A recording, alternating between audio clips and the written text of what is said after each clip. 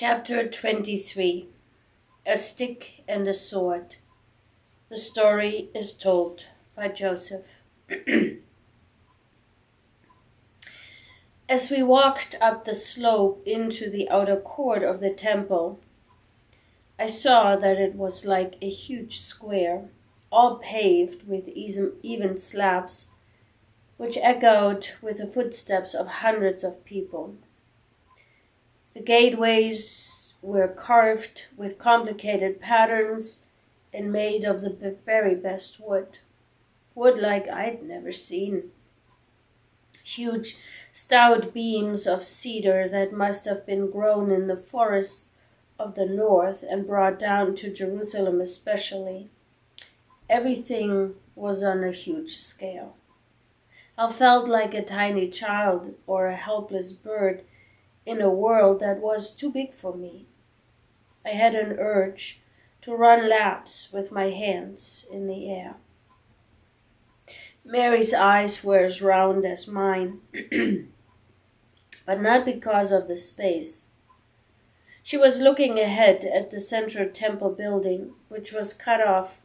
It was cut off from us by a colonnade, but it was so tall we could see much of its walls, its glinting roof, even the tops of the huge doors.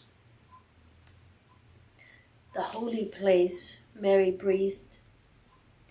Joseph, I feel like we are in the center of the world. Then Jesus screwed up his little face and began an absolute brawl.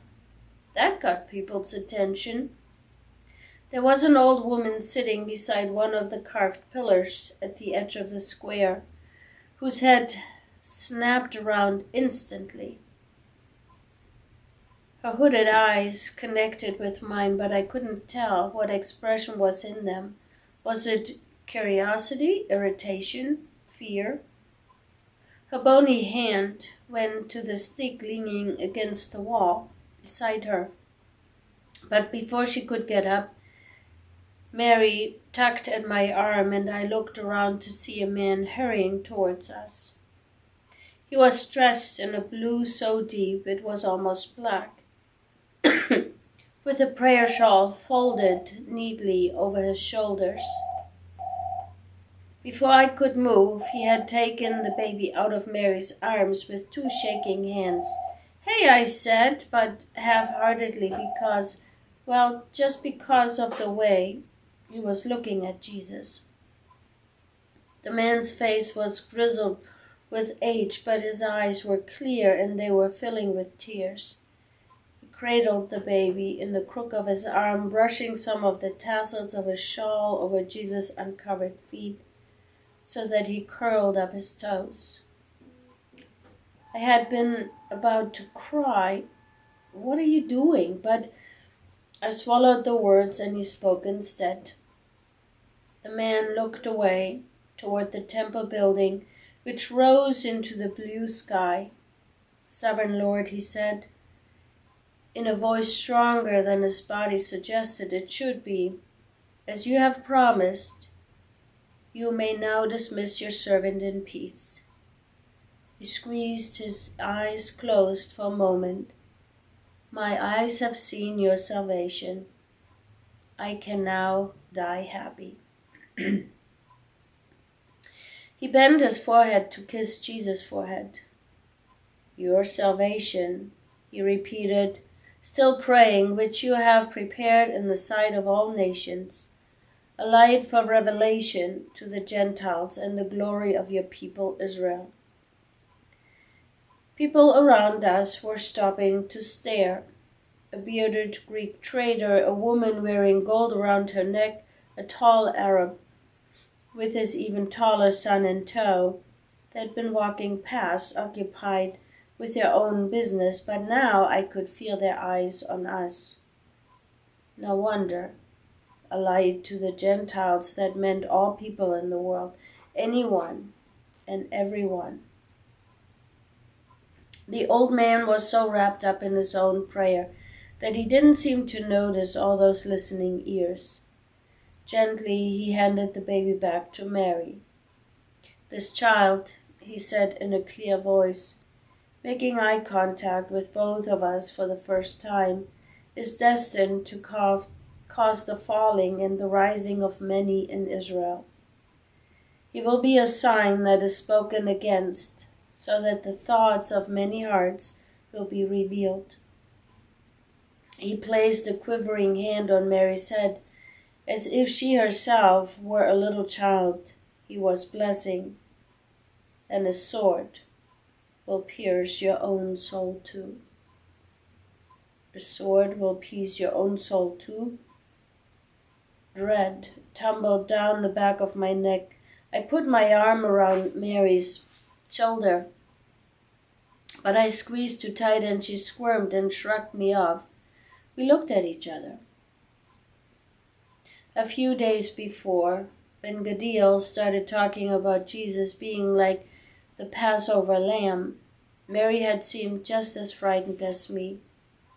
We'd both avoided discussing it since then, but I'd lain awake at night worrying about it, and I thought that she had too, in between feeding Jesus whenever he woke.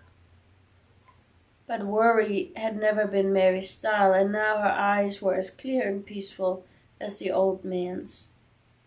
I sucked my lips in between my teeth. I love you, Mary, I was about to say. I don't want you hurt. But instead I just said, There was a stick prodding my back. It was the old woman with the hooded eyes. Young man, she said, still jabbing at me even though I turned to face her. Do you know who this child is? I said, yes, well, yes. It felt like there was too much to say. This child is the promised one, she told me. The one who will restore this temple. She waved the stick up and around. This city, she gestured over my head, and I ducked to avoid the blow. And our people. And, added the old man behind me in gentler tone, the whole world. Simeon, the woman greeted him, nodding abruptly. You are quite right. And now you have indeed seen the Savior, as the Lord promised you would. Now you can go in peace. Anna bowed Simeon in answer, Praise be to God. Thanks be to God, the Lord Almighty, the old woman responded, banging her stick on the stone beneath her feet. Then she looked around at the crowd that had gathered. Are you hoping that God will keep his promises, she cried, stumping towards them. Well, he has. He has. It felt dangerous to be in Jerusalem after the old woman Anna had attracted so much attention. I kept thinking back on those children on the road, the little boy who'd started talking about the new king and the sister who shushed him. Then the guards outside the gate and my uncle's sharp voice at the door. Word is you traveled here with a bunch of known rebels. And with your brother being what he is, I'm surprised at you, Joseph. You need to be more careful. In other words, it was a bad idea to talk too loudly about new kings. And that wasn't exactly what Anna had done. But it wouldn't be too difficult to interpret her words that way, nor the old man's. This child is destined to cause the falling and rising of many in Israel. I could imagine the interrogation. The falling and rising of who, exactly? Why do you keep looking behind you like that? Complained Mary as we made our way through the city. It's like you think we're going to get attacked. I shook my head, not wanting to worry her. Just looking around, I said cheerfully, but we should get along. Sun's shining. It will be a nice walk back to Bethlehem. We ought to go. She frowned. Let's get some food first, I suggested, relenting. What do you fancy? We've got enough to buy something special, I think. Just this once. Okay, she quickened her pace. Is the market this way? I managed not to look over her shoulder again the rest of the time we spent in the city. But I was very glad when we were back on the road to Bethlehem.